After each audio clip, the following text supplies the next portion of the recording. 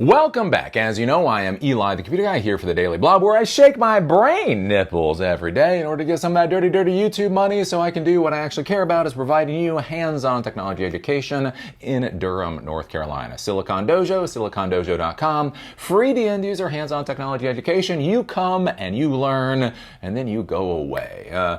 Anyways, we're doing classes. We're doing AI and SQL next week in Durham. We're doing AI and web scraping coming up on November 19th. If you're interested, take a look at silicondojo.com. Do remember, free to the end user is not actually free. There's a little donor box link down below if you want to throw a couple of dollars in.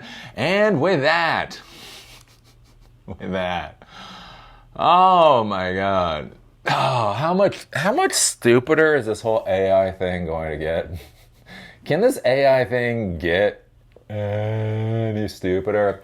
So we've been talking about this whole AI disaster for a while, not because LLMs do not have a value, not because neural networks do not have a value or any of that, just because this is so bat crap insane, and we just have this little incestuous financial orgy going on within the big tech community, right? So if you go back like 5 or 6 years ago, big tech used to compete against each other, right? One company did something, and then the other company would try to compete, and the other company would try to compete, and the other company would try to compete, and there was this idea of winner take all, right? And that's how things were done. Well, now for some reason with artificial intelligence, they're just, I don't know what appendages are going into what orifices at this point in time.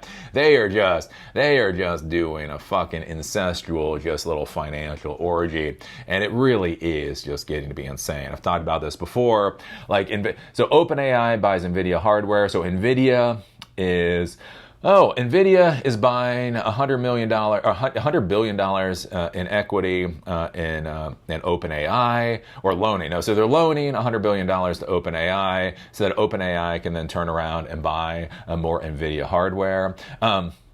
OpenAI is taking shares in AMD. NVIDIA is backstopping OpenAI's loan. So loans that have nothing to do with NVIDIA itself. They're saying they'll be the final arbiter or whatever of those particular loans. OpenAI is buying $300 billion in data services from Oracle. It's just, what's going on? I don't know. It's just become whatever. And so this is the continuation, just to show you how this AI, goat screw is continuing. Microsoft and OpenAI's new for-profit deal gives Windows Maker 27% stake. So OpenAI had been a nonprofit organization. Sam Altman decided that basically because of hardware and everything, that the resources required for OpenAI were more than a nonprofit could be able to get access to. So they wanted to turn it into a for-profit organization, and that's something that's been an argument for 2 years now. So apparently OpenAI is now a for-profit organization. Microsoft had invested, again, it gets very confusing, had invested, given. Microsoft had, somehow, there was $10 billion that went from Microsoft's account to OpenAI's account 3 years ago. And so basically when OpenAI becomes this for-profit company, Microsoft wants their equity stake. And so apparently their equity stake now comes out to 27%. So, yeah. Microsoft and OpenAI announced on Tuesday that they have reached a new agreement that lets ChatGPT developer move forward with its plans to transform into a for-profit public benefit corporation. Under the new agreement, Microsoft will hold 27% of OpenAI Group, PBC, valued at roughly $135 billion, while OpenAI's nonprofit arm will hold a $130 billion stake in the for-profit entity. Microsoft, however, will no longer have the right of first refusal to serve as OpenAI's cloud provider. So that was one of the things before. Again, and that's where I talk about the circular goat screw here.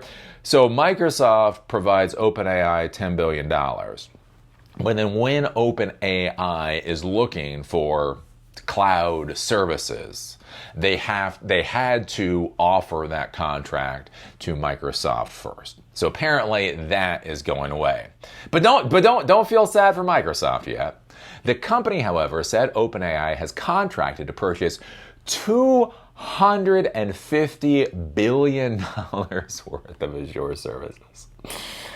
Right, so Oracle, they've already contracted for like $300 billion of Oracle services, all the other expenses they have.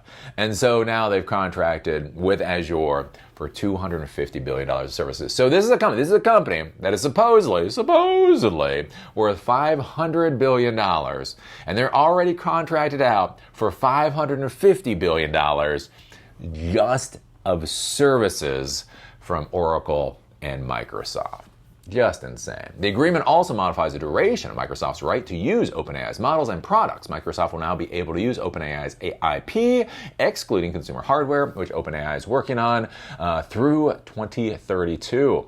Microsoft will retain rights for OpenAI's models and products, excluding consumer hardware, through 2032. That includes models and products developed after OpenAI declares it has achieved general intelligence, something that wasn't part of the original agreement. But Microsoft will lose the rights to OpenAI's research either when the panel confirms OpenAI has achieved AGI or through 2030, whichever comes first. Microsoft will also end its revenue sharing agreement with OpenAI when AGI is confirmed. The agreement also allows OpenAI to develop products with third parties, but API products will be exclusive to Microsoft's Azure cloud platform. Non-API product can use any cloud vendor. That is one of the important things. Like when you look at all this and you're like, well, yeah, what does this really matter?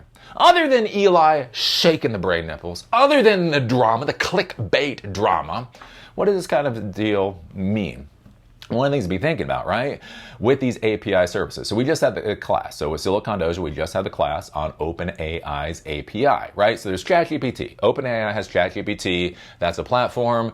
You know, you go to a website, chatgpt.com, you enter your prompt, it does whatever. Right? There's also an API. There's an API. So if you're using Python or if you're using JavaScript, you can actually connect to the LLM backend on its own for you to be able to create your own programs, right? So when you can create a whole system for making requests, responses, doing stuff with that. One of the big things you see especially with Azure is when images are created. Images, when they create an image, the image initially has to be stored somewhere. So one of the interesting things with this is that by this agreement, any API services now have to go through Microsoft's cloud. Now, the curious thing to be thinking about this, again, in the geopolitical world, we talk about geopolitical world, we're not just talking about China. We're talking about Canada, we're talking about Europe, we're talking about places that might feel a little uncomfortable using Microsoft's data centers for whatever reason. Again, whether it's NSA or whatever else.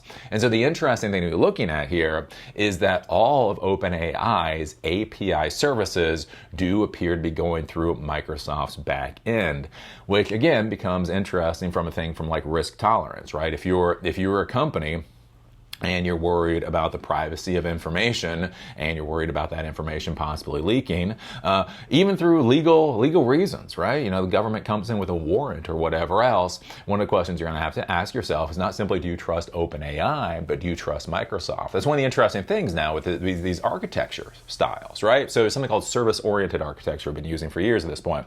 You create your code goes out and talks to Twilio. Your code goes out and talks to OpenAI. Your code goes out and talks to DeepSeek or whoever else, right? And then, you know, the idea is you've had to ask yourself, what is your risk tolerance for these individual vendors? What is my risk tolerance for Twilio? What is my risk tolerance for Microsoft or OpenAI? What is my risk tolerance for DeepSeek? What becomes interesting with these new architectures is that they are cloud providers providing services for other cloud providers. So you may have done your due diligence and you feel comfortable with OpenAI, but you may not feel comfortable with Microsoft. But if OpenAI's backend is now running on Microsoft, your risk now comes from Microsoft's systems, not necessarily simply OpenAI systems. And I do think that becomes an interesting question going into the future. Microsoft is also now allowed to pursue AGI on its own, but if the tech giant achieves the feat using OpenAI's technology before OpenAI itself does, it will be limited to compute thresholds. So if Microsoft gets to AGI, they might actually be limited for legal reasons. So anyways, there you go. There you go. This is the little AI, I don't know, do we call this the AI doom loop at this point? all of these big tech companies, it does seem at this point, these big tech companies are making more money just selling to themselves and then trying to get investor cash than they are like actually building products that we all really care about. Again, you think about artificial intelligence. How much artificial intelligence do you really want? I think about this like with Google right now. Like Google is pushing AI into all of their search responses. So it's like, look, if you do a search, you're using AI. But I don't really want to. I don't really want to be honest with you. I found it's wrong. I found it's wrong so much of the time. I would prefer Google just gives me Google results. Like I would far prefer if there was Google and then there's like GAI. Right? Here's Google. Here's the Google that you know and love, and we're going to keep refining this product and we're going to keep making it better. And we are going to have this additional product called Google AI or whatever, and that is going to be a new thing. And if you want to use that, use that. If you don't, you don't. I would actually much prefer that. But I think honestly, I honestly believe that if they did that, the uptake on users would not be very significant. I think they might see it would be another Google Plus moment. I think about this with OpenAI, right? The reason that AI is not in a bubble or whatever, right, is this whole thing, right? OpenAI has 800 million daily users or weekly users. Obviously, look at how valuable it is. But these are all most of them are free users. It's only like 5% of the user base actually pays. And understand, when I say 5% of the user base pays, realize if you pay $200 a month to OpenAI, they're still losing money on $200 a month. You pay them $200 a month and they're losing money on that.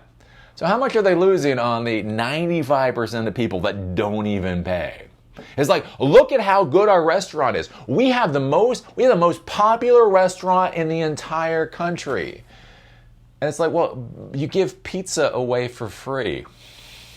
Like if this is how we're going to rank businesses, I'm pretty sure I could go down to South Beach and create a pretty adequate pizza joint that simply gives away pizza for free, and I'm pretty sure I'll be shipping out more pizza than every other pizza parlor in all of Miami put together. Does that mean I'm a business genius, or does it mean I'm fucking giving away pizza for free? And that's where, again, with all this stuff, you're like, oh, just makes my brain hurt. Makes my brain hurt. So what do you think about this? What do you think about Microsoft with their OpenAI? So their stake in OpenAI is now going to be 27%. What do you think about the Azure bill being $250 billion? And that's without an exclusivity agreement. So again, OpenAI going to Oracle and all that. Oracle is doing $300 billion, $550 billion in contracts for a company that's worth $500 billion that loses money on $200 per month users. What do you think about this? You want to partner up? You want to partner up for the most successful business this world has ever seen? You get me the investor money. You get me $20 billion, and I will create the world's most successful pizza restaurant. I believe we can sell more pizza from one pizza shop in Chicago or Miami alone than the rest of the world, sells all year. All we got to do is create a pretty good pizza and give as much of it away for free as people want. Because that's apparently how business works in this modern world. Eli, this is not a pizza bubble. It is not a pizza bubble. Eli, the computer guy, is selling more pizza than we've ever seen sold in our lives. Yeah, but is it really selling? Is it really selling? I have more pizza users. We have more pizza users. See, here's the problem with Pizza Hut, the problem with Papa John's. Oh, they're looking at profit. They're looking at revenue. You see, here at Eli, the pizza guy, we look at the traction of our pizza users. And if you can see the hockey stick of the number of users of our pizza, you will realize that we are revolutionizing the pizza industry. Right? And if I say that to you, that sounds fucking stupid. Every word of that sounds like some shit a fucking 6-year-old would put out after they saw the movie Wolf of Wall Street. But for some reason, when tech bros say that about AI, everyone's like, oh yeah, of course. Oh, he's so smart. This is why they are vision. This is why they're masters of the universe. Fuck you. You give me $500 billion to give away pizza. I can play that game. Anyways, what do you think about this disaster? Put your thoughts down below. If you like these videos, give us a thumbs up. If you hate these videos, give us a thumbs down. Call me amazing, call me a dumbass. Just be a real Lutnick and do it down there in the comment section down below. Do remember Silicon Dojo is my pride and joy. SiliconDojo.com. Free to the indies or technology education that empowers you to do whatever the hell it is you want to do in Durham, North Carolina. We have a class coming up on AI and SQL coming up next week. We're having a class on AI and web scraping coming up on November 9th. If you're interested, take a look at SiliconDojo.com. Do remember, free to the end users not free. That's why I'm shaking my brain nipples. If you want to support the project, there's a donor box link down below. You can throw a couple of dollars in. And with that, see y'all later.